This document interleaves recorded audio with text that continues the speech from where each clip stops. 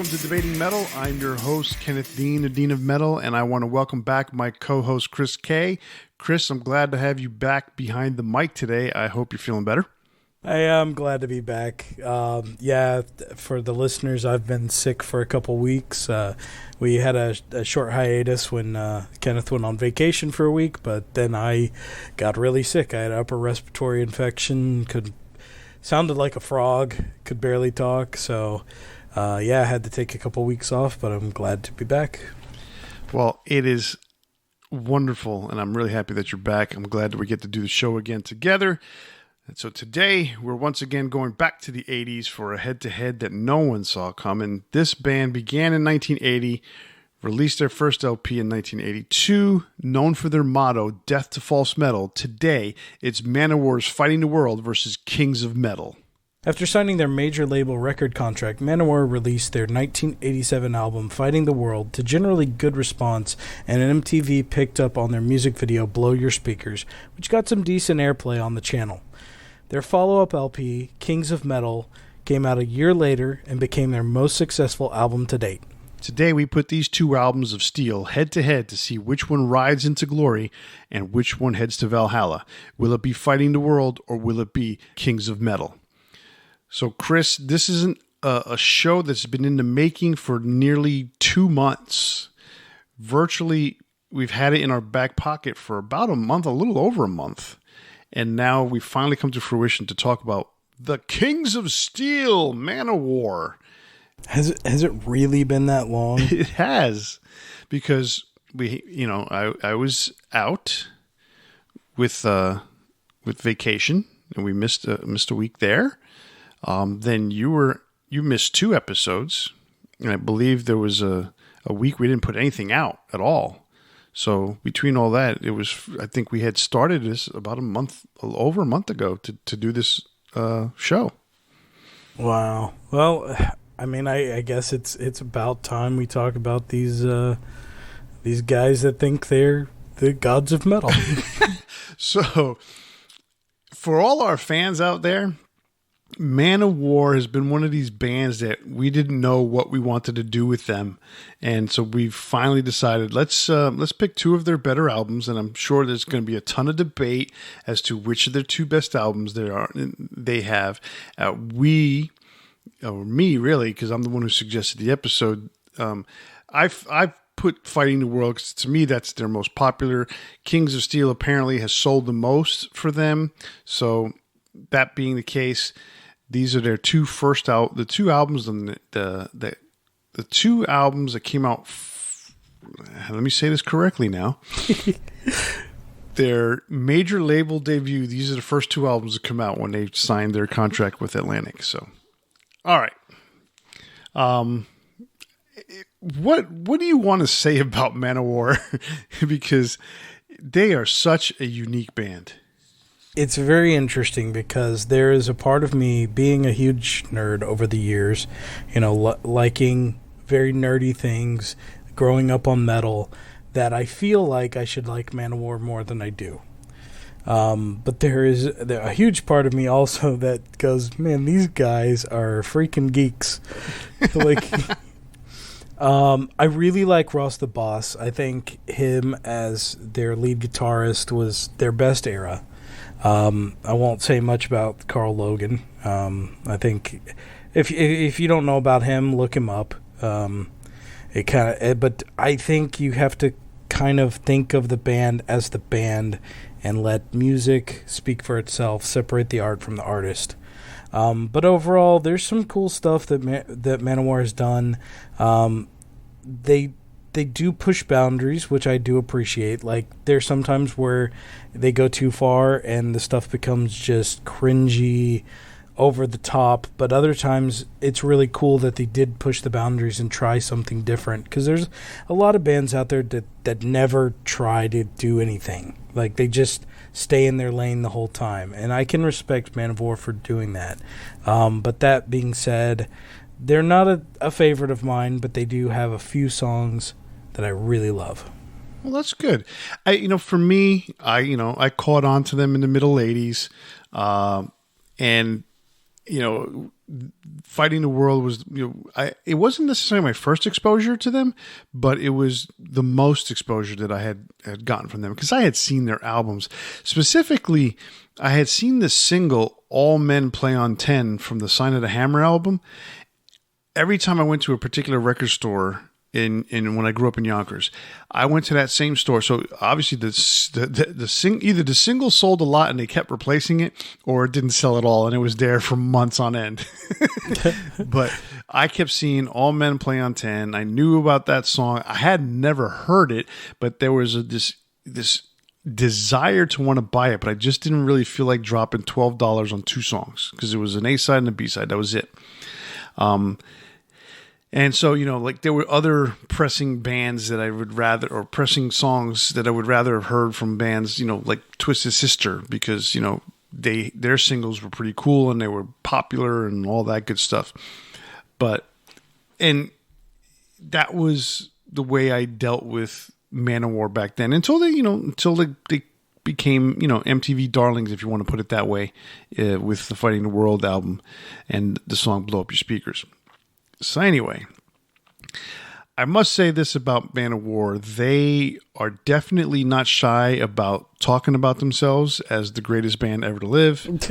Not at all. Talking about, Joey DeMeo talking about himself as, one of the greatest bass players. Although he doesn't do that as much as he touts Eric Adams as being the greatest front man in heavy metal history. So we're going to go ahead and put Fighting the World up against Kings of Steel. So let's go over the specs real quick on Fighting the World. That album was released on February 17th, 1987 on Atco Records. It was produced by Manowar and recorded at Universal Recording in Chicago, Illinois. All the songs were written by Joey DeMeo. If you look at the album credits, it actually says all the music's written by Manowar. But ultimately, it came out somewhere on there. It says Joey DeMeo, and lyrics are Joey DeMeo. And I think on Kings of Steel, there's a couple credits for Ross the Boss. It's really weird, because I could have swore it was one of those situations where it was like a full band type of thing. But I think they put it that way, as all songs written by Manowar, just to split the publishing. Okay. But it is well known that Joey DeMeo is the main and pretty much only songwriter for the band. All right, so let's start with the first song on the album, Fighting the World. All right, so for me, and I think everybody who's listened to the show has kind of got the idea of how I break down songs compared to Chris. And so when we combine it all together, it kind of gives a good idea of how the song goes. So for me, Fighting the World starts off with these pounding drums that lead into a relatively catchy song. I mean, the chorus is real catchy. I like the solo on here, especially it's got that like a machine gun style sounding chugging that goes on. It's got a sing-along part at the end that ensures that this song is a concert staple. So to lead off the album, this is not a bad song. I mean, it's not a bad song, but it is really basic.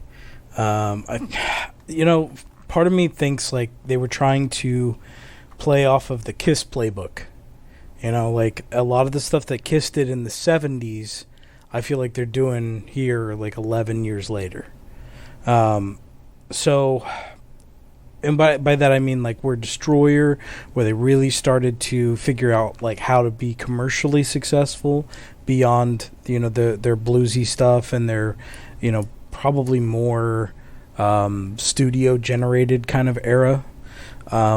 So I feel there's not the similarity, and the music's exactly the same, but what I mean is like that we only have to write 4 or 5 lyrics for this song, and then that's it. That we just repeat that over and over, and it becomes catchy. And it's not a bad opener, but it's not my favorite by any means. Oh, I get you. I totally understand that one. I mean, I forgot what song it was we were listening to recently, where it's just like it literally repeats the same verse, if I'm not mistaken, 3 times. I know at least twice. I can't remember what song it is, but it's one of those things where it's like you couldn't think of anything else. I mean, it's 4 lines, really. Come on, right? But I get what you're saying. I mean, Fighting the World to me is catchy. It's not their best song, but it's a catchy. So it's a good start to an album that is actually not bad. So the second song on the album is the song "Blow Your Speakers." It was the MTV song, and so this to me is typical Manowar storytelling lyrics. They're so. You and I have had this conversation before about particular singers that sing in a particular style that's kind of like sentences, that they're just talking, and each sentence leads into the next, that leads into the next, and and even though they rhyme in many cases, it's just one of these things where it's more conversational rather than poetry. And the one thing I figured out that there's a common theme with this. There's a common thread between all these singers we're talking about. Dee Snider is one of them. Joey DeMeo is one of them. And it's not about singers, but more like songwriters and lyricists. Joey DeMeo and even Eric Adams, because he's part of it. And Mark Tornillo from Accept. And guess what? They're all from New York. And maybe that has something to do with it. I don't know. But this song has that style of lyrics. They're telling a story. You know, I wrote a letter to my MTV. You know, hey, I said, what's going on? Don't you think about me? You know, so it's really one of these weird kind of stories. It's cool when you're a kid. As an adult, it's kind of like goofy, you know. But I like it.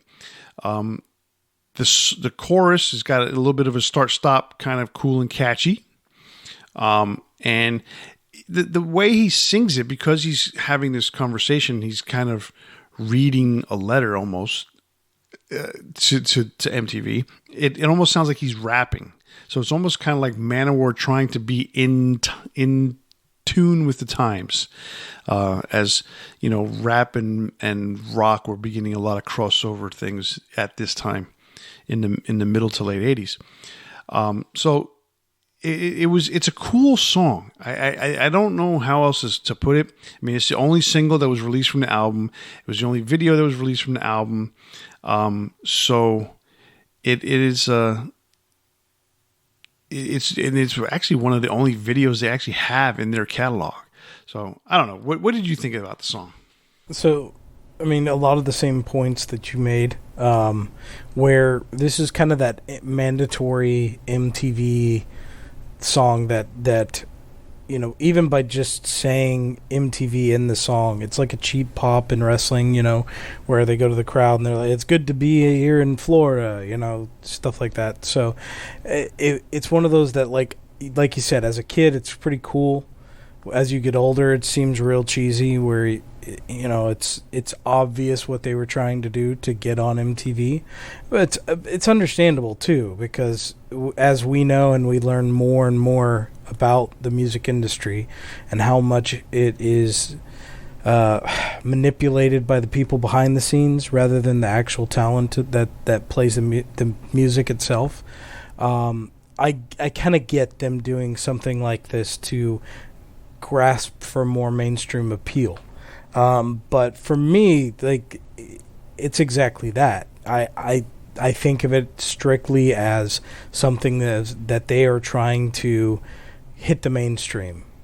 And I don't enjoy it a whole lot, but it's not a bad track. I mean, for me, you know, having heard Manowar before, it's almost more poppy than the stuff they've done before.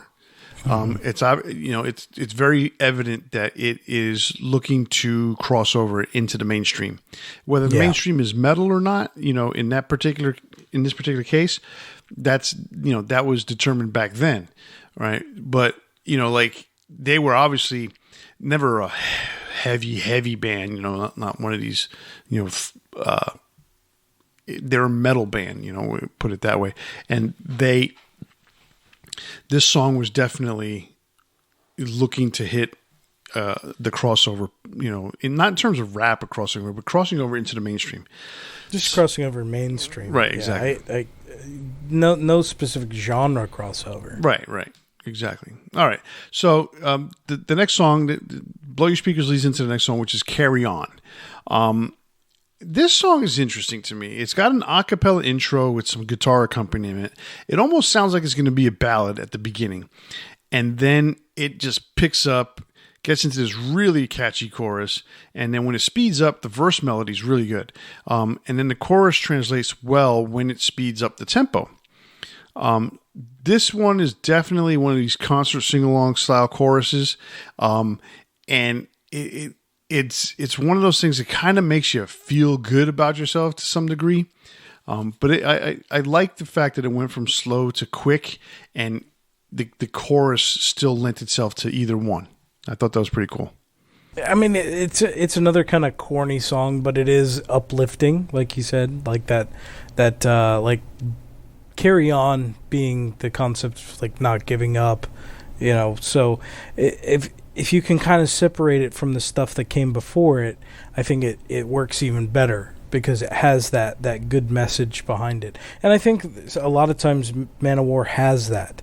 It's easy to get caught up in the cheesiness of it, and sometimes like the narcissism of the, you know, singing about themselves. But sometimes they have some really good tracks that have a, you know, stronger meaning behind them, I guess. And so, like, again, this isn't really one of my favorites, but like if there was a camp for metal, like you go just to go for metal, you know, yeah, like, this like would be a camp song. Metal sleepaway camp. Yeah, metal sleepaway camp. Definitely I agree with that. That is a really good way to think about that song. All right, so that leads into the next song, which is Violence and Bloodshed. Well, there's a completely different view right there. Yeah. So Street Chaos intros. As Hulk Hogan would say, it's a 360, brother. Which is totally wrong because it's a 180, but, you know. Oh, yeah, that's right. Way to go. Okay, so... that's what he said. I know. Was so funny, yeah. Just spin it all the way around. Okay, Violence and Bloodshed. So this song starts with Street Chaos. And then it kind of fades into a really chuggy riff. I think that riff is pretty cool. I like this song a lot. It's a relatively simple song, and the verse has some melody to it. But it's a simple chorus. I mean, it's Violence and Bloodshed repeated over and over and over again. It gets louder each time, and then he screams at the end. And I don't know. It's a very fast, frenetic paced song, but there's something about it that I really like. Yeah, I mean, it's, to me, when I first heard it, I'm listening to it and I'm like, this is a pretty cool track. There's something about it. Like, I can see it fitting into a movie like The Warriors, you know, the movie with the gangs all fighting each other, you know, 80s kind of style. I thought that was like Patti Smythe in The Scandal. Yes. She was one of the Warriors. Yes. The thing is, like, it has a really cool face. It has a really cool riff, but it has really farty bass, and it works somehow. It's kind of weird sounding, but it works. And the other thing is the solo is very hectic sounding, but in the context of the song, it works really well because it is so panicked kind of sounding throughout the track. Yeah, that whole frenetic pace is just, it's kind of weird. And it like you said, yeah, it's frantic. So yeah, it's really interesting. Just the dichotomy of the song, because they do everything the same way. It's almost like they're running away from something. Like, you know, you're driving a car and you're looking behind you and all that stuff, and everything is just this real fast pace. Yeah, that's the way the song is, and it's still cool in and of itself in that way. So go to song 5. It slows down dramatically. We're going to the song Defender now. So this is a re-recording of a song that came out in 1983. This version has been rearranged. It's much better than the original that came out in 83. The narration is by Orson Welles. If you don't know who he is, Google him, Wikipedia him if you want. He's a really cool actor. And it is the stuff that Orson Welles does on this track is actually a different take than what he does on the original track. And then the vocal performance by Eric Adams on this is much better than the original. And I have to compare it to the original. If anyone out there knows the two, it's you kind of have to listen to them to understand. The difference is, though, if you haven't heard the song, then this performance in general is just fantastic. This song, the storytelling on this song is awesome. I love the whole vibe of the song. I love the whole the story, the meaning behind it is super cool. It's a little emotional to me at times if I start thinking about certain things in my life. But other than that, I think this is a really cool song. Yeah, the opening is read by Orson Welles, like you said. He's an actor that had a lot of gravitas. He has a little bit deeper voice, especially as he got older. And this was really only a few years before he died. I think the original was recorded in 1982, and this one was 1987. So right. That would have been just a couple years after he passed away. Yeah, I'm sorry to cut you off. He did work on the debut album in 1982, and they worked with him to do some more stuff that ended up being the demo for Defender that came out the year later. Sorry. Yeah, so honestly, what's interesting is this and Transformers the movie from 1986 were the last couple of projects he worked on. So, very odd end to his career. But their spoken word sections at the beginning are really cool. The only thing that I thought was a little weird was at the end there is a chorus that Orson Welles reads. It's a 4-line chorus, and it's sung over as well. And I almost feel like they should have just left the vocal lines and then maybe it fade into Orson Welles' version of it at the end rather than just them kind of overlapping, because it just sounds a bit weird and it makes it harder to understand what's being said to some degree. But overall, it's a pretty cool song. I don't have a problem with that part. It is funny because, obviously singing along in the car, I have to pick a part. Which part do I want to sing? Do I want to sing the low spoken Orson Welles part, or do I want to sing the high, very high pitched in some, well, not even high pitched, but just the higher toning of Eric Adams, or just alternate every word? I could, yeah, and it would be really hard to do. But and I usually go with the Orson Welles part just because I know it's easier to tell my voice. But I think it doesn't bother me whatsoever in that regard. So that's fair enough. But I understand what you're saying. Okay, so the next track on the album, now this one's weird. Drums of Doom. Okay, it is a minute and 15-second instrumental that, for me, the beginning sounds like a bunch of horses, and they're riding into whatever they're riding into, and then it switches and it kind of fades out, and then fading in at the same time is this rhythmic drumming up against a backdrop of thunder and rain. In my opinion, this doesn't fit into the storyline at all, if there is one. So it's kind of like, what is this all about and why is this happening type of thing? Because it really, to me, doesn't even blend itself into the next song. Did you have anything to say about it? I'm going to disagree a little bit on that, because it does, to me, lead into Holy War. It's because if you think about it, it's, horses and drums leading into kind of a battle, and that kind of encompasses what the next song would be, which is kind of a battle, a war of violence and bloodshed, etc. So I do feel like maybe these last 4 tracks all kind of fit together, whereas the rest of them are almost individuals. You know what? Now that you put it that way, if you take the last 3 songs, Holy War, Master of Revenge, and Black Wind Fire Steel, that might have, there might be something connected to them. Maybe not. It's like a trilogy with an opening kind of right. thing. exactly. So I can see that. It's just, to me, it's just so weird because I'm like, it's, it's called It's not Drums of necessary. No, it's not, definitely not necessary. And it's funny because it's called Drums of Doom, so I was expecting this, this really heavy pounding, and really Same. it doesn't do what it's titled. So Yeah, I was a little disappointed that the drums didn't come in until towards the end. And even then it was more just like war drums, where it's not a bad thing. It has it's setting a mood per se, but I guess I was kind of expecting more. Right.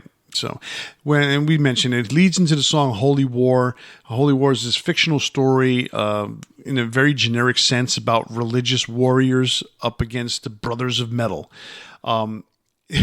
It's yeah, really, that is exactly what the story is, and it's just very strange because, it's almost, it's fiction, so you're buying into it. You're buying into this whole concept of these metal warriors, and they're, but why are the metal warriors going up against these religious warriors? Maybe it's a nod to what was happening with the Satanic Panic in the early 80s and the PMRC just a couple of years earlier. Who knows? But performance-wise, the song is okay. I think there are better. It's better than a lot of the other Manowar songs in their catalog, but still, it's not super standoutish. As far as I gotta, this is going to be like top 10 Manowar song. All right, so I agree with you for the most part. I think the biggest drawback to this track is that the opening is rather drawn out. Like it's drawn out for a while, about a good half of the song, before the song actually becomes really quite good after that. So that's kind of the downside. It's not even like how Iron Maiden will have a long opening. It's the same opening for the first minute or so, and that's kind of the problem with it. But other than that, like I think the second half of the song is actually really good, and I wish it was a little bit shorter opening, but it's good. The one thing I can say is Manowar knows, how to write a catchy chorus. So that's for sure. This has got a catchy chorus. The verses are a little generic on this one. So the next song is Master of Revenge. So this is a short interlude before the last track. It's kind of apocalyptic sounding. Sounds like a storm is brewing. Spoken words are like a warning of sorts. So if this was a concept album, it would make a lot of sense, but it's not a concept album. So it almost feels like you and I just talked about, that these last three songs, or last four, let's put it, 6, 7, 8, and 9, these last four tracks, we'll put it that way, all belong together and they tell this story. And that could very well be the whole premise behind it, but it doesn't necessarily come out that way, I guess you could say. So this plays more into this song is more of an intro to the final track, and it really should have just been one track together, these two bits, because Black Wind, Fire, and Steel is obviously the song. What do you have to say about Master of Revenge? It's just kind of a noisy bridge between the two songs. Right. Like, there's not much to it. So it leads into Black Wind, Fire, and Steel. Fast-picking intro with a cappella vocals begins this track. Verse melody is really cool, in my opinion. The chorus has a really nice gallop to it, and it's, again, very catchy.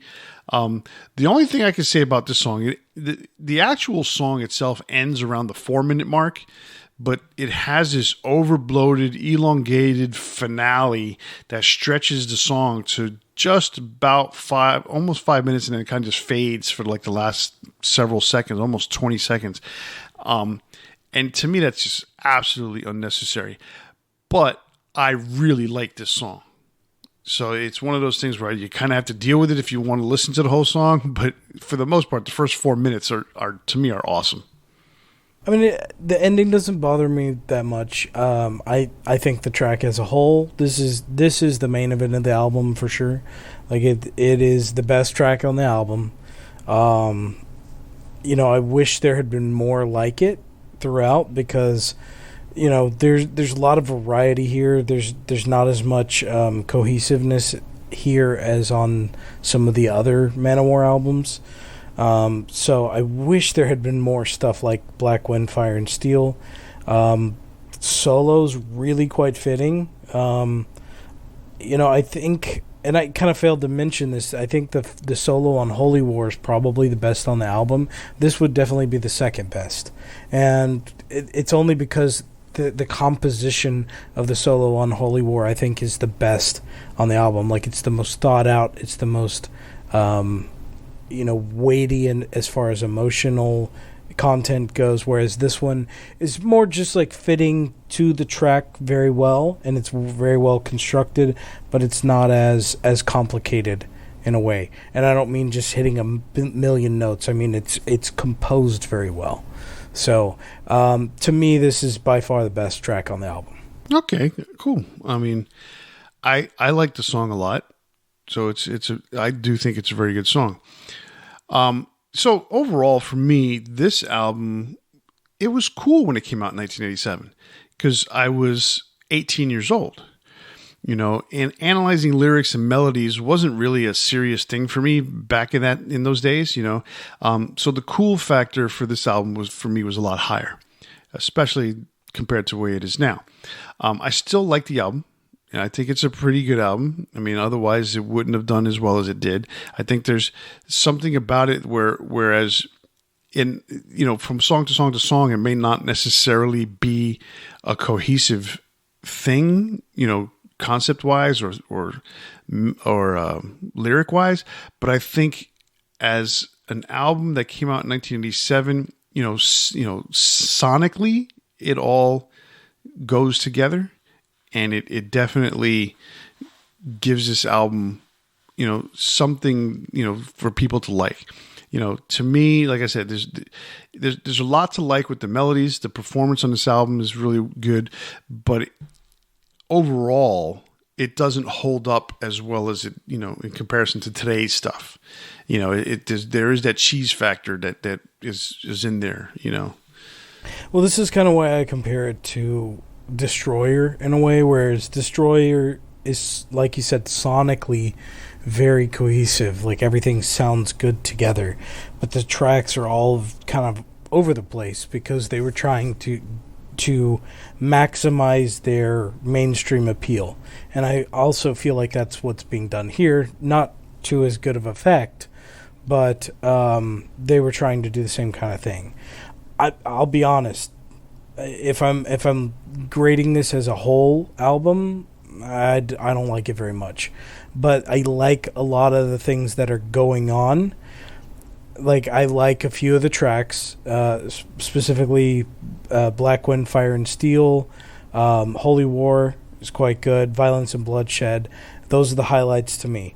Whereas there's a lot of just kind of filler and almost directionlessness throughout the album. But I can see it's kind of like a bridge between two eras of the band. And I guess we'll kind of more expound upon that as we get into the next album. All right. So speaking of the next album was Kings of Metal, which was released November 18th, 1988 on Atlantic Records. It was produced by Manowar, and it was once again recorded at Universal Recording in Chicago, Illinois.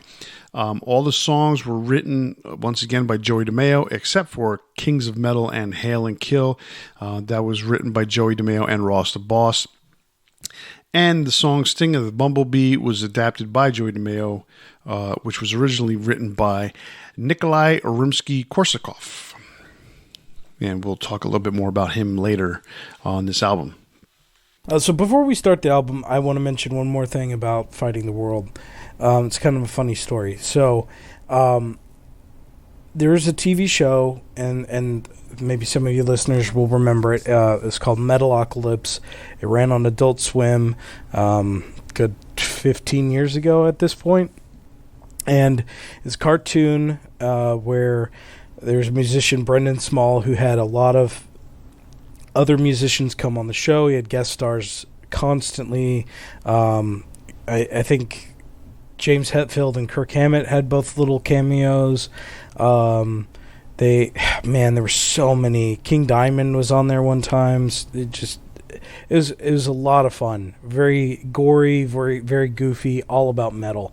And so there was an episode where they had a fashion designer come onto the show, and he fitted them with outfits that looked just like the Manowar outfits on the cover of Fighting the World. But they had all gained weight, and they were kind of, pudgy out of their outfits, and he's saying, you don't look at all like what's on the album cover.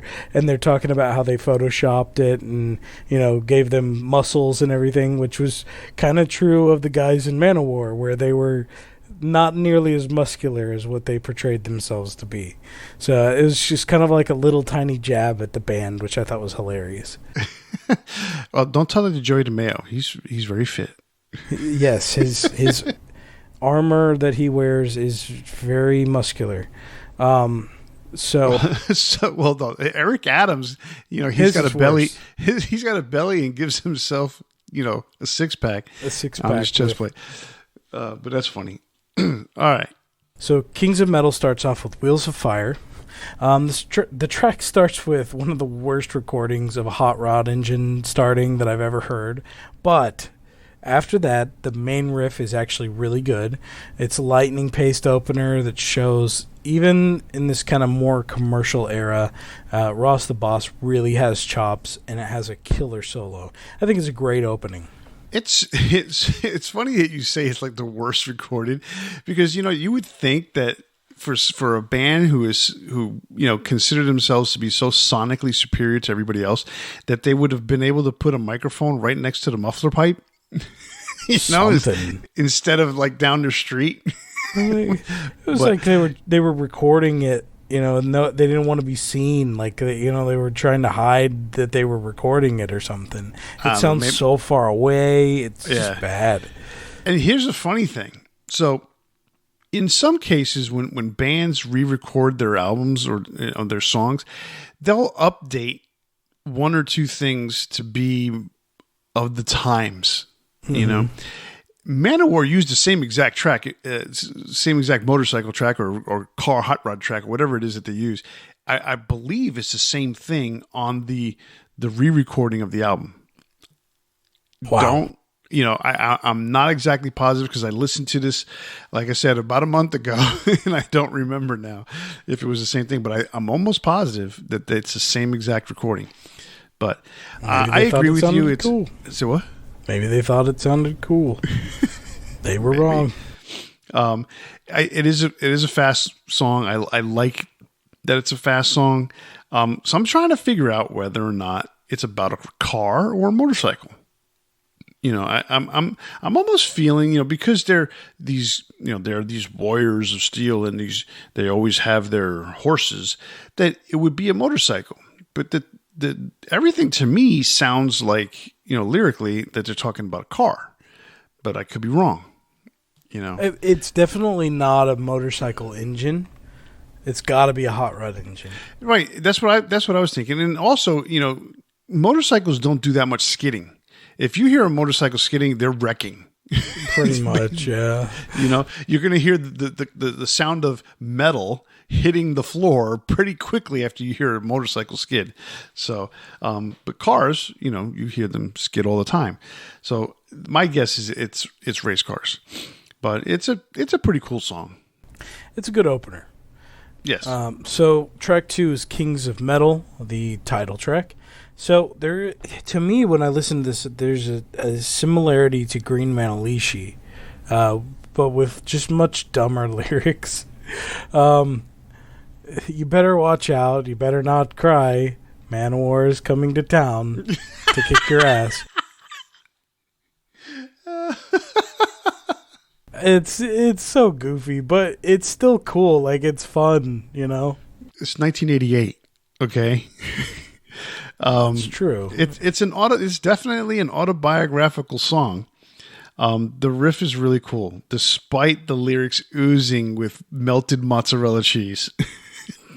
Other bands play, Manowar kills. So that's all you have to know about that one. Jeez. All right, track 3 is Heart of Steel. So the first half is a soft ballad. It picks up with metal instrumentation in the second half, but has a very dramatic theatrical feel, like a lot of later stuff that would come in their career.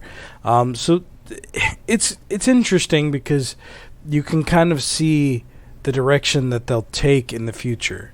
You know, some of the theatrical stuff that they started on the last album, they really amp it up here. My 2 lines of notes on this is almost identical to what you just said. Oh, really? Okay. I said first half of the song is Eric Adams on the piano. So it's just a cappella with accompaniment, and it's slow. And then the band comes in and makes it grander. When it makes it grander, the song reminds me of a Broadway play. And what is a Broadway play? Theatrical. So yeah, I completely 100% agree with exactly what you said. Yeah. It has got that feel to it. But I put it this way: the intro to Carry On to me is better than this. Oh yeah, agreed. So there you go. Well, track 4, Sting of the Bumblebee. It's Flight of the Bumblebee with the most farty sounding distortion you could have. Honestly, if I never hear Flight of the Bumblebee again in my life, I'm happy. I hate this song. What? You don't like Flight of the Bumblebee? I'm so tired of it. You don't like Rimsky-Korsakov? I am not a fan. He's not on my playlist. Man, you're everyone goes to Flight of the Bumblebee to show off how skilled they are by playing fast notes. And I'm sorry, just playing fast is not enough to be skillful. I've heard there's this guy that says he plays it the fastest in the world, and it's so sloppy that how do you consider that the fastest in the world? Then that seems to be the benchmark of sloppy players trying to show off their skill. And I'm over Flight of the Bumblebee. Now you're saying Joey did it sloppy? I think it's sloppy, yes. Okay. How dare you insult Nuno Betancourt? Nuno is one of the few exceptions that actually played it skillfully. That being said, I still don't want to hear it. Well, Joey DeMeo plays the piccolo bass. So a lot of people out there may not know what the difference is, but the piccolo bass is just a higher tuned bass. It's like somewhere in between the bass and the guitar. Yeah, some people get it confused and think it's a guitar. It's not. Right, it's not. It's not a guitar. So the strings are slightly different. So it's a piccolo bass speed mill version of Flight of the Bumblebee. For those who don't know, it is an orchestral interlude from the opera, The Tale of the Tsar Sultan or Sultan, and it's composed by Nikolai Rimsky-Korsakov. So that is where I mentioned at the beginning that we would talk about him again later. I'm kind of used to this because Joey did the same thing in the first album with William. He called it William's Tale, and it was William's the William Tell Overture, and basically the Lone Ranger theme, played at 1,000,000 miles an hour. That one, I can understand where you say it's slightly sloppy. I think William's Tale on Battle Hymns, the first album, is actually done really, really well for as fast as he plays it. I actually think it's a better version or better way to show off his chops than Sting of the Bumblebee. I 100% agree, and it's not as overdone, so it doesn't bother me as much. But this one, I'll pass every time. Right, and he also did the song Thunder Pick on a different album. And that it's just basically Joey's way to, show off his virtuosity. I was going to say farting on the instrument. Farting on the instrument. That's hilarious. But this one actually has full band accompaniment as opposed to the other two that are solos. So you're just playing off my word farty now. You said that, and then all I'm thinking is, almost like the bass notes that come on Back for More from Rat. There's a bass note that just every so often. It's a little farty. So. It's very farty. All right, so track 5, The Crown and the Ring, Lament of the Kings. It's very dramatic and it's orchestral. I like it. It's a long, kind of nearly 5-minute build up for the next track, Kingdom Come. But I think it's kind of cool. Like, yeah, it's not a metal song per se, but like it fits the vibe of who Manowar is, and I don't mind it. Interesting take. You don't mind it. I don't have an opinion one way or the other on that one. It's the way I looked at it when I heard the song is "Welcome to the Church of Manowar." Pretty much. The song is mostly a cappella with a pipe organ and the Canaldeer male choir accompanying Eric Adams. It's interesting. I'll put it that way. You say you don't mind it. I don't see the point. I think it's just one of those things that Manowar does, and I don't know a better way to say it than that, because there are times they just do things, Well, remember, other bands play Manowar Kill. That's true. And like I said in the previous album, they try to push the boundaries sometimes and do something beyond. And they also see themselves in this kind of grandiose way. And so I think it fits their vibe completely. I can see why some people would like it, and I can see why some people don't. I think it's nice sounding. It could fit into a movie, and there are times in later albums, and I'll be completely upfront about this, when we talked about these albums, Manowar has a few albums with very similar names, and I listened to the wrong album by accident, and I was like, this sucks, why did he pick this? And then I realized I was listening to the wrong album, and that was, what's the name of that one? Triumph of Steel. No, something of the... Oh, no, Warriors of the World. That's right. Warriors of the World. I don't have a lot of good stuff to say about that album. There are some really good tracks on there. Don't get me wrong. There's like 3 or 4 really good tracks. The rest is a bunch of weird fluff. But that's kind of what I expect out of this band. Like, and I don't... If you're a fan of Manowar and you're listening to me talk about this, like... I have an odd respect for the band because they do what they want to do, and they are 100% behind it. They don't make any qualms about who they are, and they don't try to just even though yes, they are trying to find mainstream appeal here in this album and the previous album.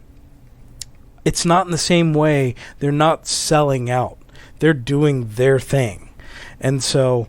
I respect that, but I also find it weird. I'm totally with you. I get that. I mean, I respect it. You have to. You know why? Because they're the ones who sit there and determine who's metal and who's not. You got to knock on their door to get their approval. And so, if they're going to say that singing with a men's choir is metal, then all right, it's metal. So. I mean, if they're going to do a metal version of American Trilogy, then all right. All right. So, track 6 is Kingdom Come. It's a bit commercial and simplistic, but it's a nice listen. And the highlight of this track for me is definitely the solo at the 2-minute mark. Coming out of Crown in the Ring, I was expecting a little more, but it's a nice track. It's not bad. Wow. You have nice words. to me, this is slow and plodding. For me, it's not a good song. The regular chugging type riff, it's got no standard song structure to me. The chorus is kind of mixed in with the verse. To me, the melody isn't catchy. It really doesn't do anything for me other than want to hit the skip button. I can see that for you because you don't like these kind of songs that much. But for me, it's more of like, it's a metal version of like a soundtrack song, you know? And that's where it's more just melodies than it is anything else. See, that's funny though, because if I know a song is meant for a soundtrack, I listen to it differently. Well, this is not meant for a soundtrack, but that's what ends up happening with a lot of their stuff. And I think maybe because I heard their later career before I heard their earlier stuff, that might have a lot to do with it, because I have not paid a lot of attention to Manowar's latter career at all. This last song that they released is just like, man, hit me with a cheese grater, why don't you? But I mean, I like the song Warriors of the World. I think that's a really cool song, but I really didn't pay any attention of anything after Triumph of Steel. So if you listen to a newer Manowar album, it basically goes like this. There's a song talking about how Manowar is the greatest thing that ever existed. Then there's a song that's talking about warriors fighting in battle. And then there are random tracks that sound like they're supposed to be part of a soundtrack. And then some weird cover that doesn't make any sense. And that's pretty much their formula. So...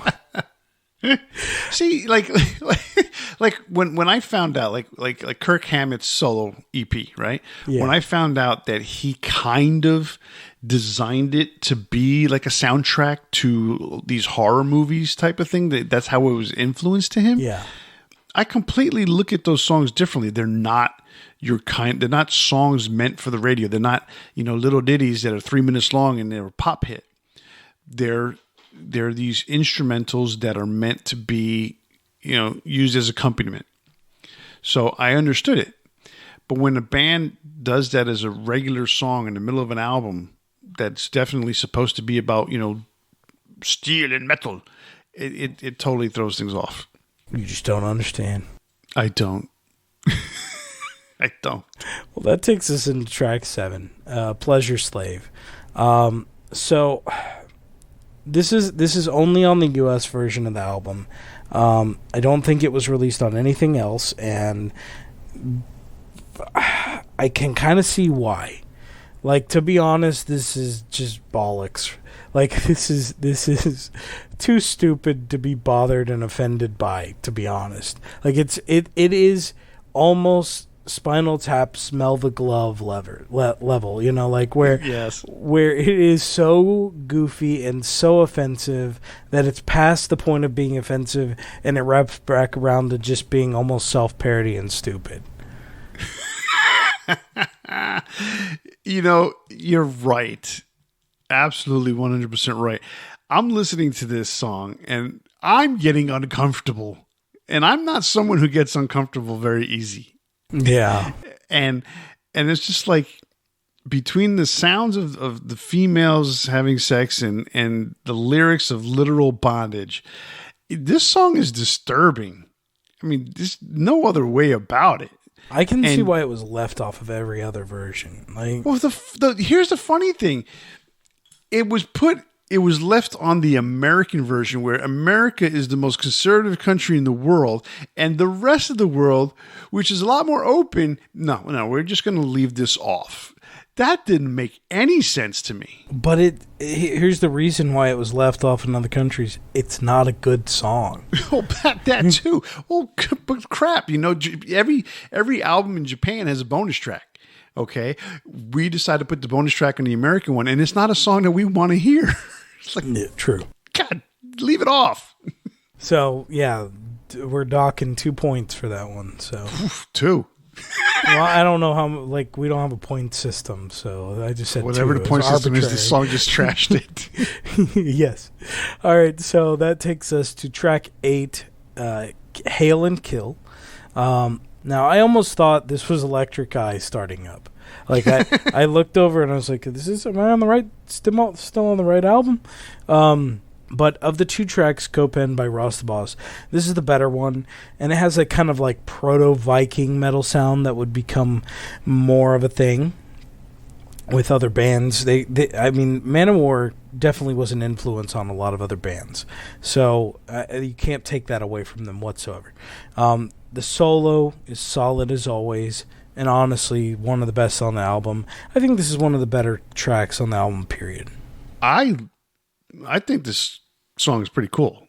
So, the first minute and 25 seconds is an a cappella ballad. It's got some piano accompaniment, but it kicks in at that point. And then the chorus is pretty cool. The main part of the song has a cool chug to it. It's got that typical Manowar storytelling lyrics, but it's a pretty cool song. I mean, I like it. Yeah, like I said, I think it's one of the better tracks on the album, period. And it leads into number 9, The Warrior's Prayer. So this is a spoken word story with a British grandson and a Welsh grandfather, of all things, talking about how Manowar are the metal kings. Now, what did you think about this one?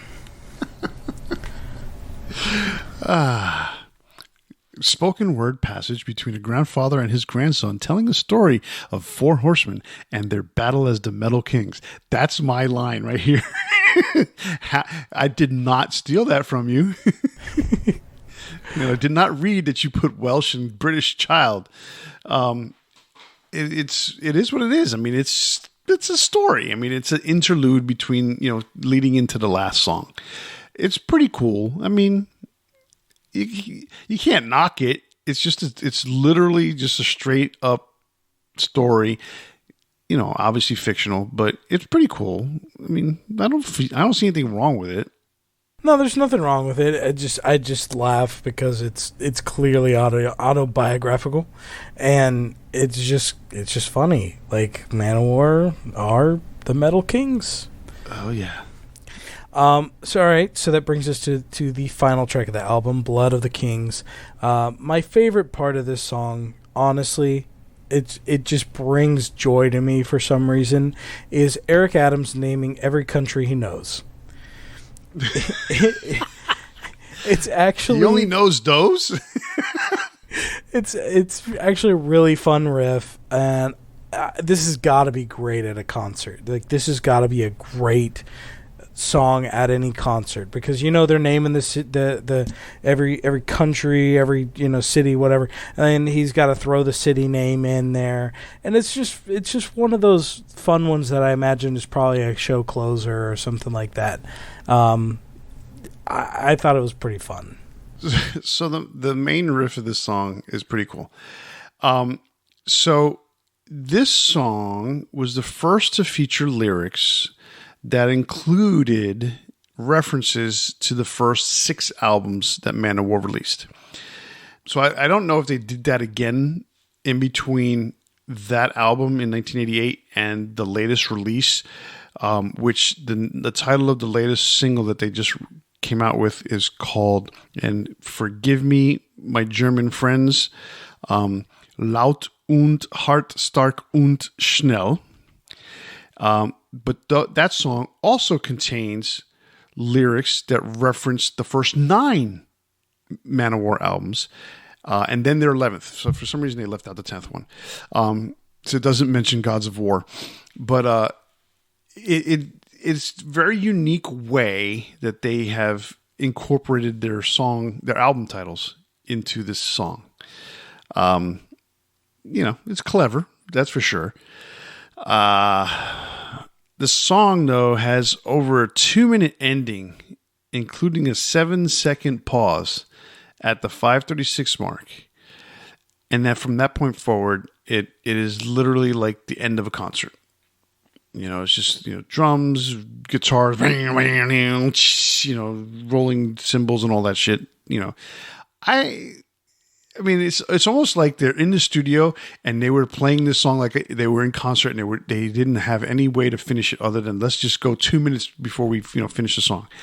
I think that's unnecessary because the song itself is pretty cool, but Yeah, I mean, it's the But then it's last Manowar. track It's on the so album. over the top. Yeah, that's kind of what I was gonna say. Is it just, it's the closing out. They're not the only ones who've ever done something like that. So, it's not bad. It's not necessary. It's not anything that really bothers me either. So, what do you think of this album? Honestly, I think it's a lot better than Fighting the World. It's a little bit more cohesive. There's definitely some spots that I could skip. Sting of the Bumblebee, Pleasure Slave. You could leave those out, and it would be a much better album to me. But Wheels of Fire, Kings of Metal, Heart of Steel's all right. It's passable. But Hail and Kill, Blood of the Kings, I think they're all really good tracks. And for the most part, I think it's a step up in a lot of the instrumentation. It kind of goes back a little bit to the stuff that came before. It's not quite as commercial as Fighting the World, so I like it a bit better. So I never fully listened to this album before I did the research for this episode. And I'm glad I did, because it gave me ample opportunity to listen to it in depth, and it's definitely a good album. The thing, better than I give it credit for, the thing between the two albums for me is I have that nostalgia factor that's in favor of Fighting the World. But I have to step back and look at it and say, okay, so what does Fighting the World have compared to this album? This album is strong in many areas, and it's weak in others, as we've mentioned. So, you've got things that are unnecessary on this album. To me, there's more unnecessary things on this album than there are on Fighting the World. It's almost like, there's a lot of interludes, although there were two on Fighting the World.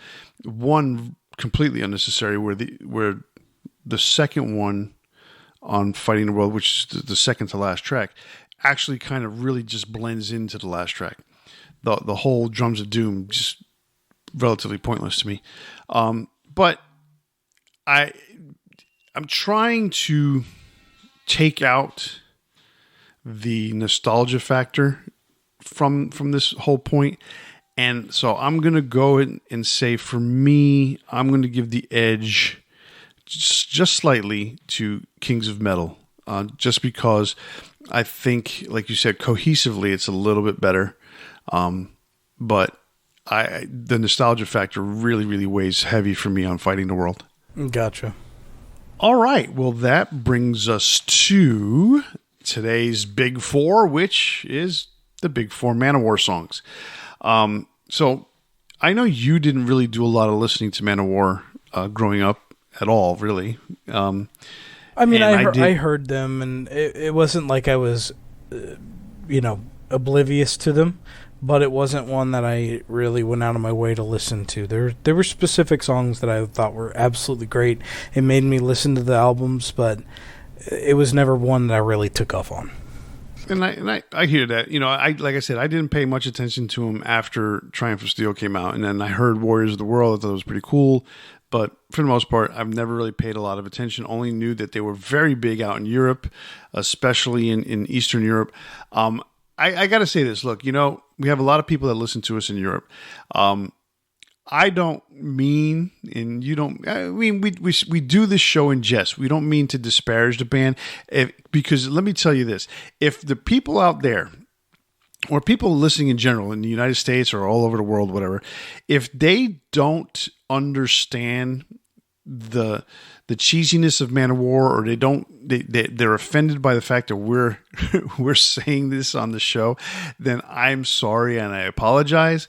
But for those who get it and understand it, they completely understand where we're coming from on this episode.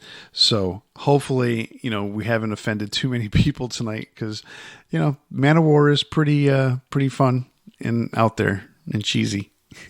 But there are other cheesy bands too. You can't get offended by having different opinions on music. Well, no, but there's going to be some dude out there who's in the middle of what countries out there, let's just say Romania, who's listening to this episode, you go, damn it, Kenneth Dean, damn it, Chris Kaye. I think they'll be more offended by your accent there. Whatever, it's out there going, Manowar's rules, death to false metal. It's just, it's all Joey fun and DeMayo's good, man. been waiting for this episode. Joey DeMayo. Are they going to talk about us? Joey DeMayo's going to fucking hate us after this one. Anyway, for Manowar fans out there, if you haven't heard the Joey DeMayo podcast, it is quite a listen. He's not doing it currently, but he has like several episodes, and he's very high on himself and his band, so nothing there. Anyway, let's get back to the big four Manowar songs. You weren't here last week, so Sklo and I did our Big Four concert experiences. He went first, so I'm going to go first this time, just out of respect. I'll take it.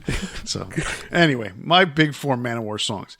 Number 4, Black Wind, Fire, and Steel, off of the Fighting the World album. We spoke about it a little bit earlier.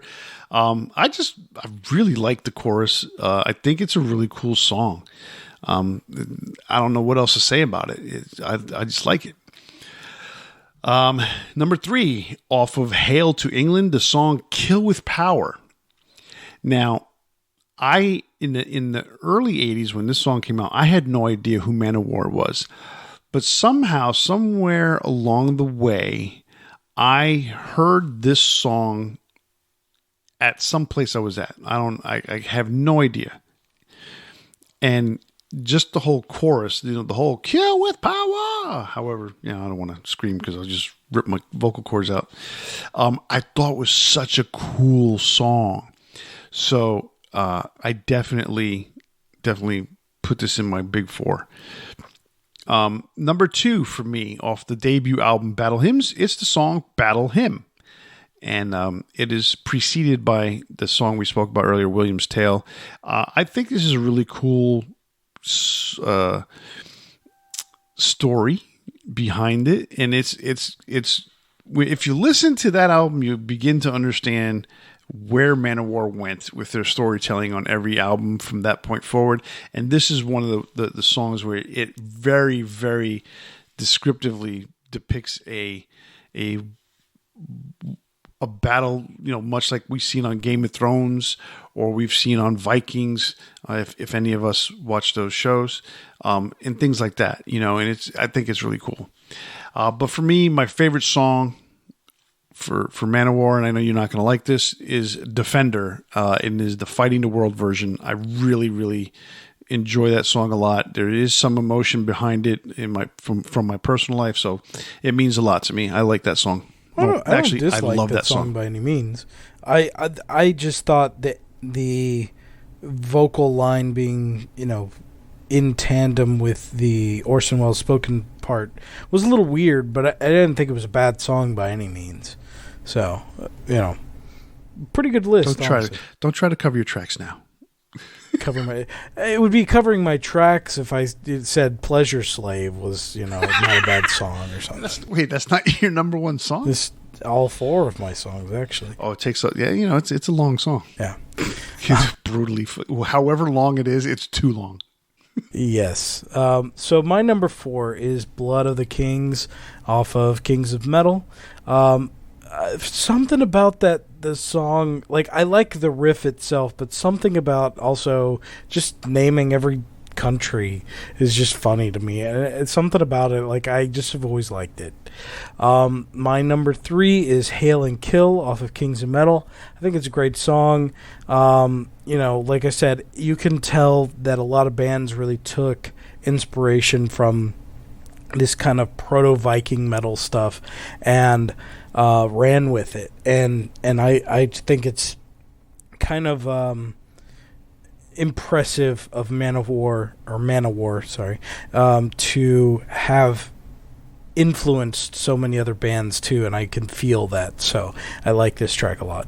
My number 2, I can't remember where you placed this one. I think maybe as 4 was Black Wind, Fire, and Steel. On awesome song. Great way to end that album. Definitely the best song, in my opinion, off of Fighting the World. And my number one, I think, was your number two, Battle Hymn. This was one of the first songs from Manowar that stuck with me, and I've always really liked it. Recently, who was it that did a cover? Beast in Black did a cover of Battle Hymn. It's really awesome. Ooh, did they? Yes. I got to hear that. So, yes, definitely check that out. But yeah, like, really some great songs from this band. I know I made fun of them through part of it, but definitely one that they've made their how am I trying to say this? They've made their mark in metal, and there's no taking away from that. I said this to a friend that kind of said something like he can't listen to Manowar anymore because of, Carl Logan. And I would disagree with that. Like, I think it's all too important for us to separate the art from the artist. Because unfortunately I don't think there's anybody out in the world that hasn't done something bad. And the fact is let me rephrase that, because I don't want to minimize anything that this guy did, but the rest of the band doesn't deserve to suffer for something that this guy did either. So I think, not listening to Manowar, maybe you can pick the earlier eras and listen to that still, or the stuff that came later. But I just don't think it's right to take away from the other guys for something that somebody else did. Well, I mean, think about it. I mean, he was not involved at certain points of their career, especially specifically the stuff that we were talking about tonight, and anything older. Yes. So, there's a whole career there of 7 albums that he's not a part of. True. So the fact that, you're going to sit there and say, well, I can't listen to him anymore because he's involved. Well, listen to all the older stuff, because that's all the cool shit. Really. 100%. Yeah. So I don't know. It's one of those things where very, very few things I'm going to sit there and say, I can't listen to that. Like, I'm not going to get into politics or anything like that, but there's certain bands out there that, I don't like certain people in the bands, and I don't care what they have to say, but I still like the music, and yeah, I agree. There's bands out there right now that are fighting within themselves because of politics, and, I still listen to them. So whatever. All right. Well, that's our big 4 Manowar songs for today. And let me remind everyone that if you can, please like or subscribe to the show on any of your favorite podcast platforms. And while you're there, leave us a rating or some comments so you can tell us how you feel about the show. And don't forget, you can interact with us on Facebook, Instagram, and Twitter, or send us an email to debatingmetal@gmail.com. YouTube viewers, click subscribe and ring the bell to be notified when we post a new episode. So remember to tune in next week when we spark up another exciting metal debate. On behalf of Kenneth and myself, stay safe and always turn it up to 11. See ya.